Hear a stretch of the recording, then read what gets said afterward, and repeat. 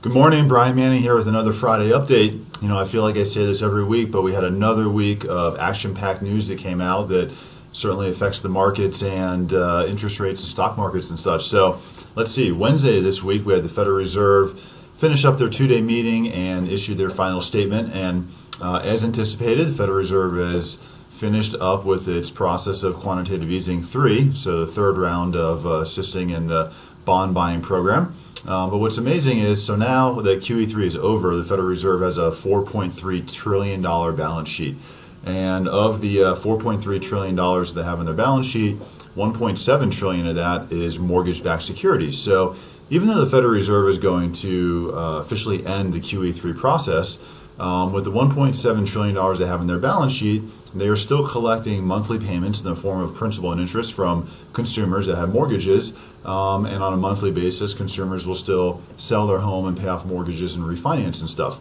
So as the Federal Reserve is going to receive this income on a monthly basis, so repayment through mortgage payments, principal and interest, and also loans get paid off, they are going to take that money and continue the bond buying process. So even though QE3 is officially ended, they're still going to be investing in purchasing mortgage-backed securities. So it's estimated that the Federal Reserve will be buying about $10 billion a month on a continued process in mortgage-backed securities, which is good to see, and that will certainly continue to still help the economy a little bit and assist interest rates as well.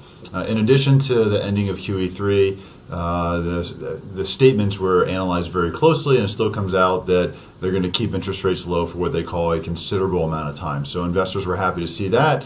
Everyone expected the ending of QE3, and this certainly made investors happy. So stocks were rallying, and markets certainly performed better this week, which put a little pressure on mortgage rates and caused some slight increases there as well. Other big news was last night we had the Bank of Japan make an announcement. They are also in a very similar program of QE or QE3 and a bond buying program, and they announced last night they're going to step this up, increase their QE program, and increase some bond buying. They've been very strategically working on this program for a while.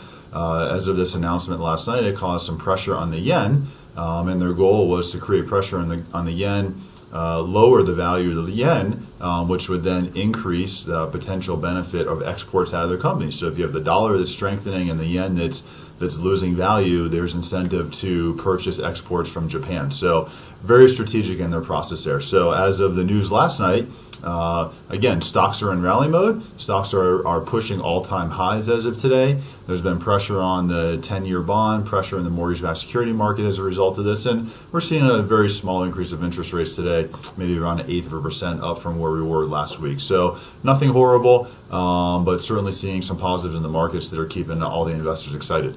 Hope everyone has a great weekend. Happy Halloween, and we'll talk to you soon.